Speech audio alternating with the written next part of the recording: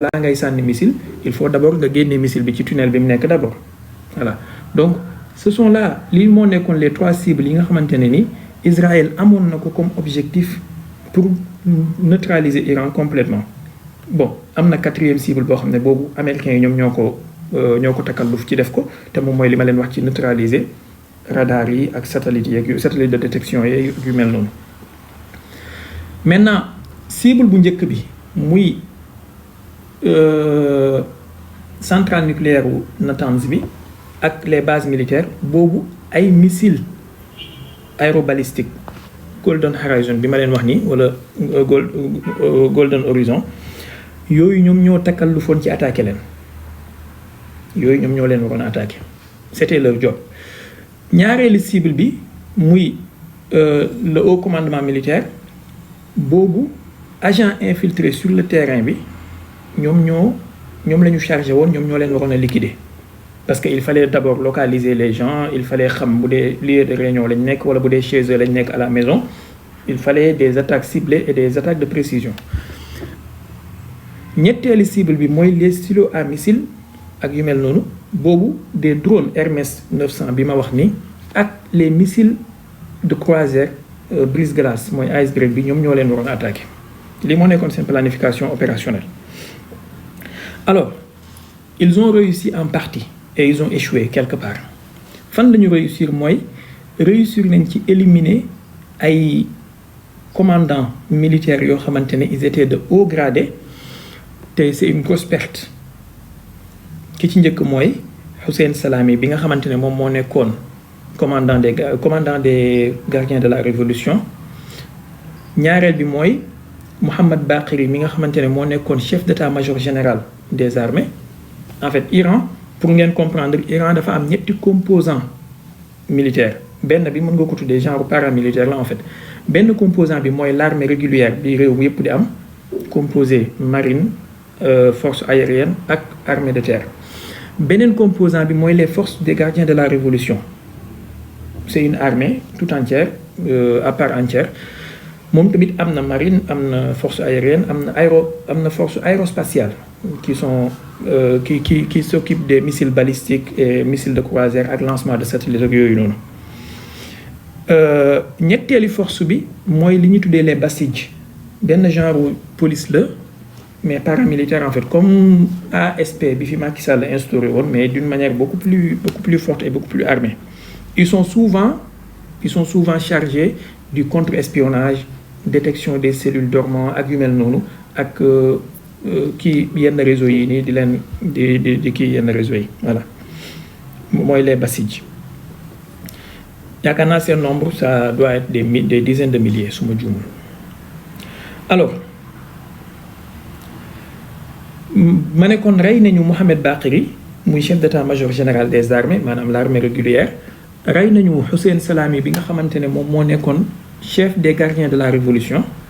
qui est une armée entièrement à part voilà à part entière rey nañu itamit koo xamante ne sérieusement lii wax naa ko ci ay live TikTok et tout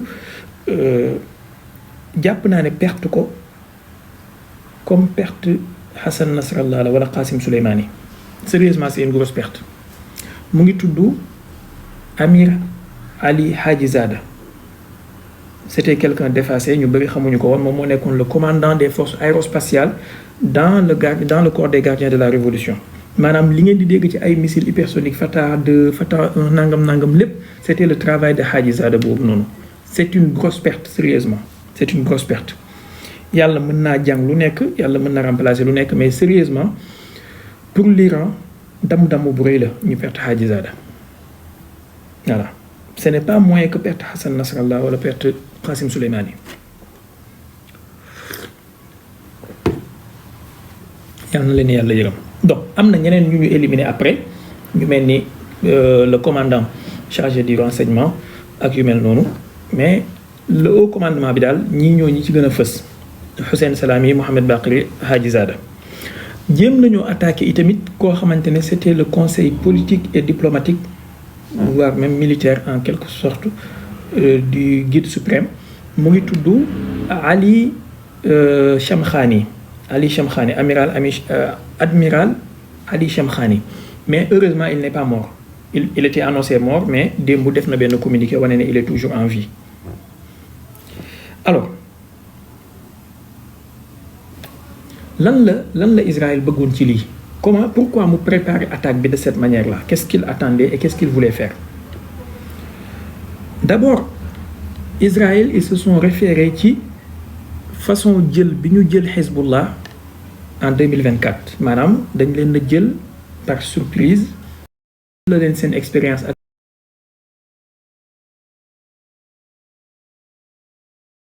Iran may depuis 2024. En ne prenant pas en compte ci seen calcul que ne Iran mën na répondre du tic au tac. Ils pensaient que ça allait prendre des jours, des semaines, di calculer, di calibrer, di cibler pour mën a lancer seen missiles yi. C'était une grosse erreur. Ñaareel erreur stratégique bi ñu commettre mooy ils pensaient que Iran suy répondre benn réponse kese lay joxe, benn salve lay def mu jeex, comme ni mu defoon ci opération avril 2024 bi ak opération 1er octobre 2024. Il ne s'attendait pas à ce que Iran defal leen réponse par tranche bii nii xaaruñ ko woon. ñetteeli erreur de calcul bi itam mooy il pensait que suñu décapiter le haut commandement Iran dafay paralyser wu voire mu nekk en chaos debout balaa muy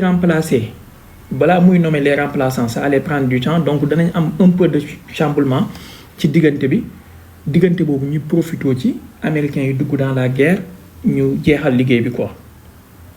Maanaam they wanted to finish the war very early. Xaaruñu woon affaire bi jël ay jours wala ay temps. Voilà.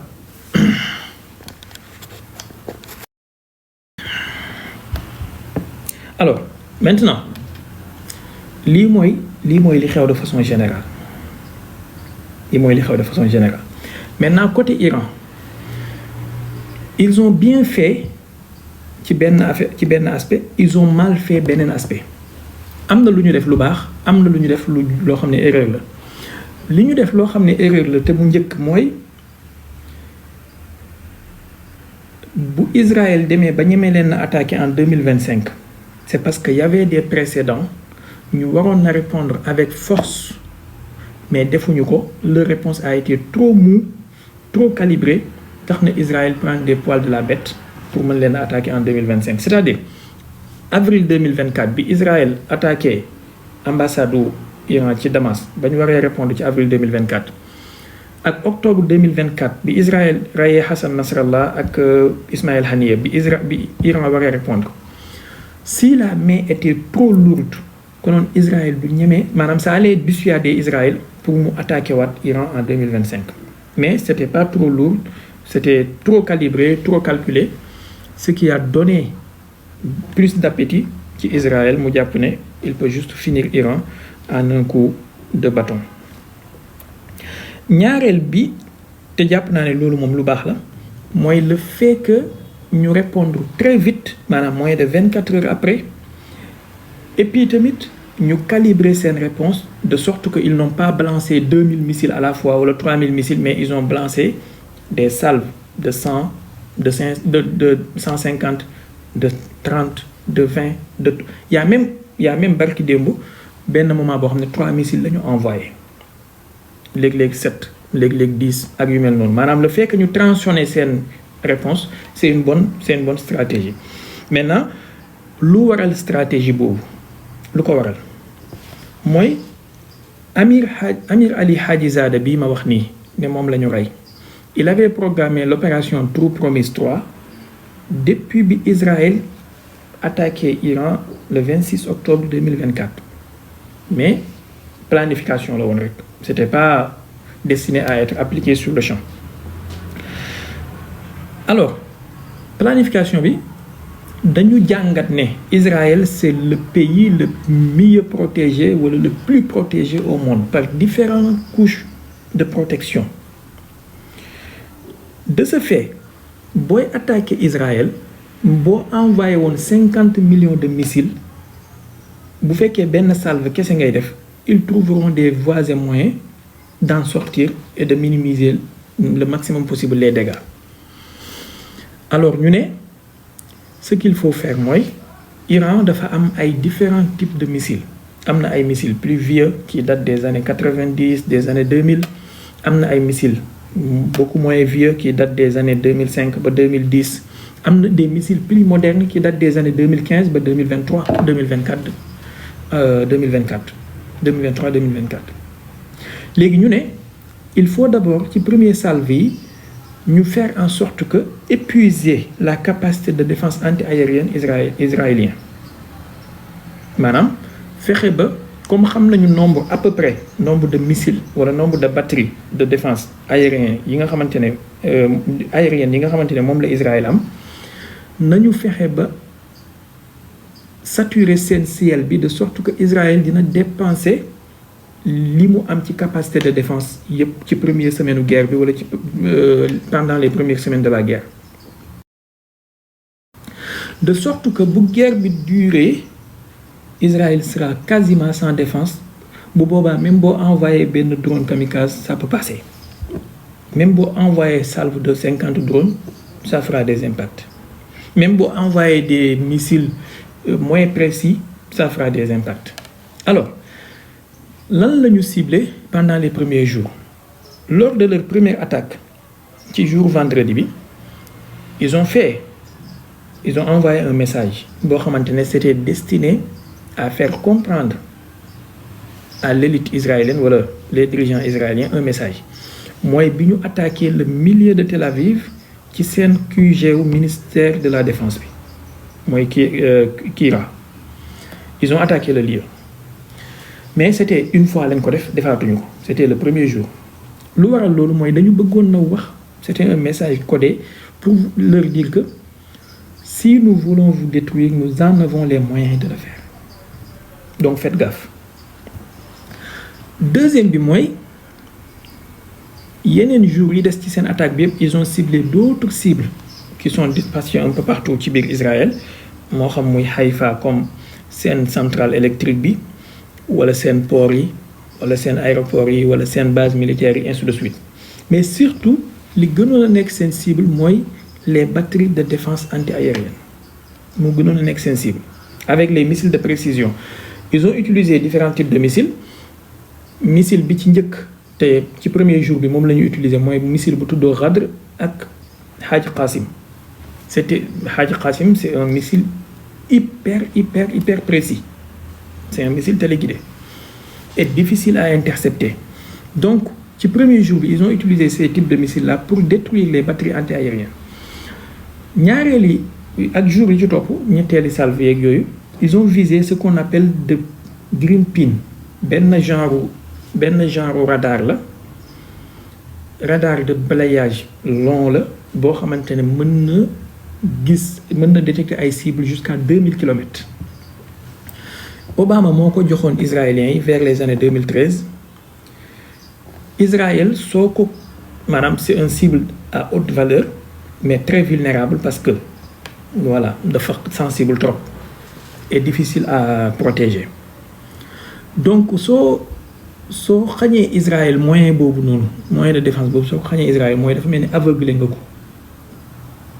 ko c'est ce que les Iraniens ont adopté comme stratégie donc ci jour yi ci topp jour bi ñuy utiliser missile Fatah boobu noonu ak Sijil ak yooyu c'était pour viser façon infrastructure yooyu ak façon matériel hautement sensible yooyu noonu bu ngeen xoolee tey sànq ci ginnaaw tàkkusaan maa ngi gis benn information boo xam ne communiqué la bu gardien de la révolution yi def ci biir communiqué bi ñu ngi ciy wax ne bépp réew buy fournir Israël ay radar à nouveau tu peux être ciblé qu'est-ce que cela veut dire? Cela veut dire que Israël maintenant radaram yi gën a sophistiqués sont hautement endommagés. Regardez, je vous donne juste un exemple. Pendant les premiers jours de la guerre, Israël amoon na capacité de détecter lancement au missile 30 minutes avant que les missiles soient lancés. Plus que jours yi di dem nombre de minutes yi di wàññeeku ñu dem ba léegi Israël souvent day détecter missiles yi juste 10 minutes avant donc 20 minutes wàññeeku na. Qu'est-ce que cela veut dire? Cela veut dire que radar yi la doon permettre ngay détecter missiles yi 30 minutes avant peut-être ils ont été endommagés. Dem nañ ba léegi Israël 7 minutes lay am avant maanaam il détecte les lancements 7 minutes avant donc 3 minutes de plus wàññeeku na ci. dem nañ ba sax am na yenn drone yuy infiltrer territoire israélien bi sans pour autant ñu am alerte. Alors Israël c'est un pays très vulnérable dëgg la il est hyper protégé par différentes couches ak tamit les installations américaines yi nekk tout autour de la région mais ci biir territoire israélien bi ci boppam rek couche de défense yi fa nekk commencé ko ci seen dôme de fer bi nga xam ne c'est destiné à lutter contre les roquettes et les petits drones jaar ko ci seen la fronde de David bi nga xamante ne c'est destiné à lutter contre les missiles balistiques à courte portée ak les missiles de croisière ak les drones stratégiques ñetteel bi le système Patriot PAC-3 bi nga xamante ne c'est destiné c'est un système américain mais Israël en est doté bi nga xamante ne c'est destiné à lutter contre les avions de combat les missiles ak le système bi gën a sophistiqué ci seen système yi ñu am wala ñaari système yi gën a sophistiqué te moom mooy le système Arrow 3 ak le système THAAD bu américain yi. Alors maintenant boo xoolee Wall Street Journal boo xoolee Jerusalem Post boo xoolee journaux yu bëri ñu ngi lay wax ne Israël mu ngi waaj a nekk ci pénurie de missiles Arrow parce que li ñu amoon yépp ci ay batterie moo xam muy fronde de David bi moo xam muy dôme de fer bi moo xam muy Arrow bi c'était estimé à peu près pas avec exactitude mais à peu près c'était estimé à 1100 et quelques missiles 1100 et quelques et seen doctrine bi pour chaque missile iranien il faut lancer minimum 2 à 3 missiles intercepteurs pour maximiser la chance d'interception pour chaque missile. Donc saa bu Iran lancer benn missile Israël doit lancer 2 à 3 missiles pour maximiser les chances d'interception. Alors vous faites le calcul vous voyez que ils peuvent être en pénurie bu fekkee Iran continue na ci salve yi nga xamante ne moom la nekk di def de petites portions. Alors maintenant bu commencé nekk ci pénurie de missiles anti-aériens mooy ne stratégiquement mu ngi commencé di vulnérable moo tax bu ngeen xoolee depuis démb xaw ma barki démb ci guddi sax laay wax ak démb ak tey cadence su tir yi commencé naa wàññeeku cadence su tir israélien yi commencé naa wàññeeku attaques yi ñu daan def biir Iran commencé na wàññeeku donc leur attaque maintenant lu ci ëpp ay voitures piégées moo koy def ak ay drone quadcopter voilà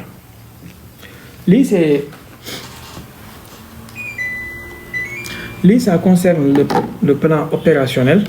et les armes qui sont utilisées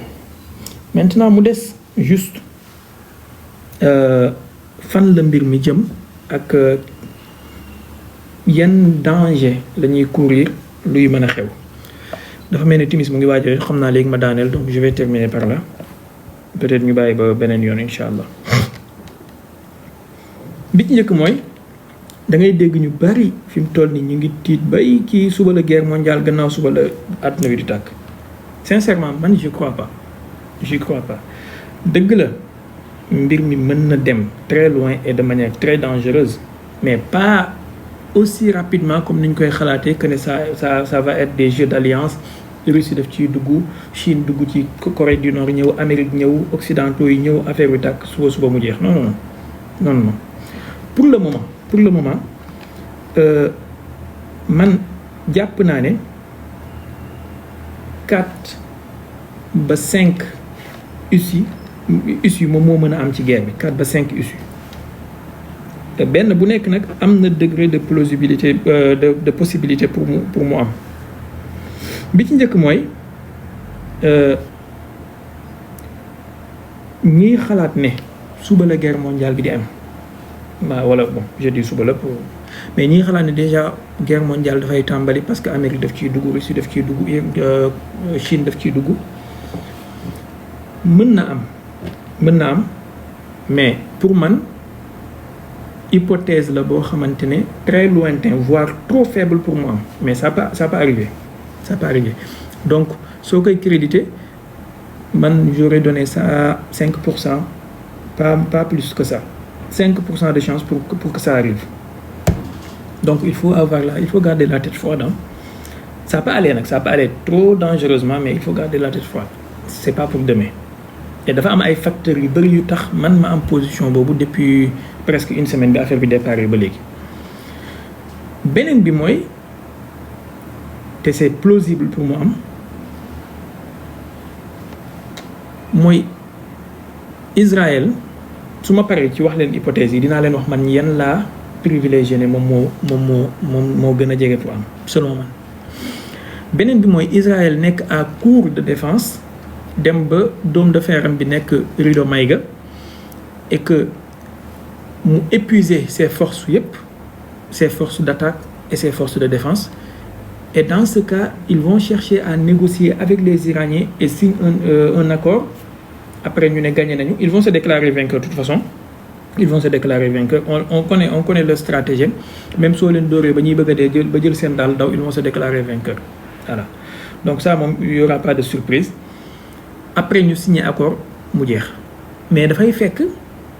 Iran continuer ci rythme bi mu nekk ba jeexal doole bi Israël am ak force de défense bi Israël am ba nga xamante ne Israël sentir na boppam assez vulnérable, et dans ce cas ils vont chercher la paix. Et jàpp naa ne déjà commencé nañu parce que démb bu ngeen xoolee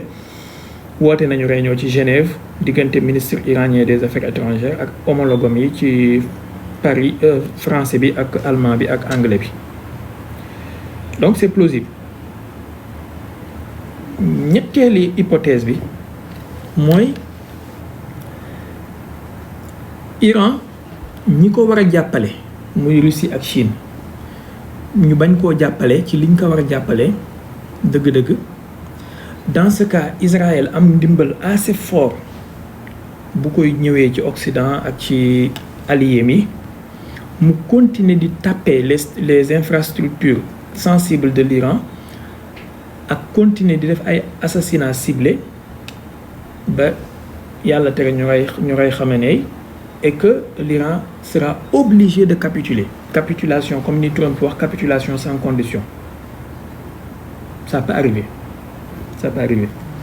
Mais dafay aju ci Israël na mën a tenir cadence bi assez longtemps te itamit Iran na ñàkk ndimbal de manière très significative. Ça peut arriver. ñetteeli scénario bi mooy Israël arrive à façon guerre hybride bi mu imposé mooy attaque militaire ak information yeeg ak les dissidents mu arriver à soulever la population contre le régime soit affaibli de l'intérieur ba ñu obligé am renversement de régime, ñu def changement de régime, ñu installer fa ki ñu bëgg a installer, et ça sera aussi la défaite de l'Iran.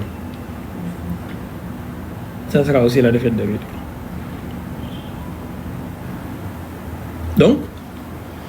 lu mën a am la boobu tamit lu mën a am la. Maintenant beneen bi mooy guerre bi bañ a nekk guerre mondiale te c'est la dernière des scénarios, mais lu mën a am la mu bañ a nekk guerre mondiale, mais américains yi continuer di soutenir Israël ba à un moment Iran du mën a tenir jàkkaarloo bi moom ak Israël kese, mais mu obligé taper des pays de la région lu mel ni Arabie Saoudite wala maanaam des bases américaines de la région. Bu ko defee Amérique dugg ci, mais pas d'une manière trop directe, mu nekk une guerre régionale mais pas mondiale, qui sera obligé Iran dans ce cas tëj détroit d'Ormuz bi, ça va causer des inflations ak prix pétrole bi cher, ainsi de suite, et après benn crise am ñoo mujjee chercher solution. Moom tamit scénario la bu mën a am, mais scénario de guerre régionale, pas guerre mondiale. Parce que quand on parle de guerre mondiale dans ce cas, ça stipule que Russie ñëw, Chine ñëw, ay bombes nucléaires di tëb. Ça peut ne pas arriver. beneen scénario bi nga xamante ne xaw xaw ma ndax am na ci analyste yi ngeen di déglu ku ko ma sa wax mais jàpp naa ne man lu jar a tenir en compte la xaw ma ndax am na ci analyste yi ngeen di déglu ku ko ma sa wax jàpp naa ne lu jar a tenir en compte la mooy occidentaux yi décidé def benn guerre par proxy ci Iran mais contre la Chine c'est-à-dire bu Chine engagé woo ci di dimbale Iran li yaakaar naa ba ci ñoom Adama ak ñoom Mohamed waxaguma leen ko woon mais prenez le mën na nekk hypothèse bu mën a am c'est-à-dire occidentaux yi décidé def ci Iran comme ni ñu def Russie ci Ukraine mais cette fois-ci contre la Chine donc bu fekkee Chine dafa engagé wu ci soutenir Iran ñoom ñi engagé wu ci soutenir Israël mu nekk une guerre par proxy contre la Chine mais sur le territoire israélien et ak iranien et dans le but de affaiblir la Chine à long terme lu mën a nekk la mais ça dépend de l'évolution des situations ça dépend alors maintenant après scénario yi yëpp man am na ñaar yu ma ci privilégié nga xam ne jàpp naa ne ñoo gën a jege pour am pour l'instant ñoo gën a jege pour arriver bi ci njëkk mooy Iran arrive à maintenir sa cadence ba épuiser les forces israéliennes ñu mujj obligé chercher la solution par les négociations bu boobaa Iran continuer garder capacité d'enrichissement nucléaire am ak capacité balistique am mais dafay fekk bu boobaa il faut Iran mën a tenir cadence bi pendant assez longtemps par exemple 1 mois 2 mois 3 mois bu boobaa Israël nekk en cours de missiles anti-aériens et ils seront obligés de chercher la paix ça sera la défaite d'Israël et la victoire de l'Iran bi mooy premier scénario bi may tarjeex bi may jiital ne lu mën a am la xaw ma ray bu nag mais jàpp naa ne peut-être lu mën a nekk la ñaareelu scénario bi nga xamante ne jàpp naa ne lu mën a nekk la mooy Israël am ndimbal ci occidentaux yi ak ci ay alliés de la région Iran ñàkk ndimbal bu crucial bu mu war a am ci ay alliés ñu arriver à affaiblir l'Iran ba ñu obligé ko mu signer accord bu ko défavorable ça sera une sorte de capitulation sans condition maanaam boobaa accord bi forme bi muy am mooy Iran du am droit enrichissement nucléaire uranium ci territoire am Iran dafay wàññi sa capacité balistique de manière drastique ainsi de suite maanaam daal ça sera benn genre capitulation sans condition lu mën a am la su may jox pourcentage benn ci ñaari scénario yi benn bu ci nekk xëy na benn bi mën naa koo jox 25% benn bi 30% benn bu ci nekk mën naa am sont très très très plausibles moi ça dépend des facteurs ak l'évolution de la situation te ñoom ñoo gën a jege pour am que yeneen yi ma wax nii bon am na beneen hypothèse buy ñenn ñi di mën a évoquer mooy maanaam Iran gagner Israël et que l'Iran devienne une puissance régionale de sorte que moom mooy dicter sa loi dans la région et tout xëy na dinañ ci wax prochainement ci beneen live incha allah mais pour l'instant on peut s'arrêter là parce que timis jot na et ça colle bien parce que bëgguma woon a yàgg ci antenne bi il faut que ñu jàng wala il faut qu'on apprenne di limiter suñu bopp ci temps bu dul loolu rek ay live wu 30 minutes 1 heure de temps 2 heures de temps yooyu moom bëggatuma koo def voilà donc maa ngi leen di jéggalu bu baax je pourrais pas prendre des questions xam naa ñu joxante dig dajee beneen yoon suñu ko temps bi mayee incha allah bëgguma leen a jox jour parce que bëgguma joxe jour faussé ko mais daal nañu joxante dig dajee beneen yoon mën naa nekk tey ci guddi mën naa nekk suba mën naa nekk beneen yoon suñu ko temps bi mayee danaa waxtaan ak yéen ci possibilité bi ma évoqué léegi te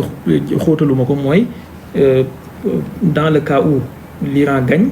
et que ça devienne il devienne benn genre puissance régionale et tout imposer leur loi ci sous-région bi qu'est-ce que ça va donner ak dans le cas où Israël gagne et que Iran sera décomposé on aura des milices partout maanaam on aura des groupes xam nga tey ji dañuy wax naan ay Hamas ak ay Hezbollah mais bu boobaa tu auras 50 000 Hezbollah ci région boobu noonu 50 000 Hamas parce que des groupuscules bu nekk mën nañu organiser wu am seen benn chef et que voilà c'est sujet bu kii point bu intéressant la mais je vous promets d'en discuter avec vous ci prochain live incha allah pour l'instant prenez soin de vous yéen ñi nekk Sénégal wala ñi jege Afrique dem leen ngeen julli ji timis ñu julli timis ñun ñëpp ñu wasifa ñu naan tee ñu reer ñu tëdd noppalu incha allah yéen ñi nekk Europe xam naa guddi na ci yéen prenez soin de vous yéen ñi nekk Amérique ak Canada ak Brésil prenez soin de vous yal na yàlla sàmm ñu sàmm leen musal ñu ci musiba ak balaa ak taseekaar ak déggu ñaaw ak xawi sutura yal na yàlla def ñu nekk ay ndimbal ñeel l'islam def l'islam mu nekk ndimbal ñeel ñu allahumma allimna wanfa'na bima allamtana wa zidna ilman yanfa'una allahumma inna nastawdi'uka jami'a ma allamtana hatta taruddahu ilayna fi waqti ihtiyajina ilayhi voilà ba beneen yoon à la prochaine incha allah asalaamaaleykum wa rahmatullahi wa barakatu abonné leen tey aimé di partager di participer di envoyer ay cœur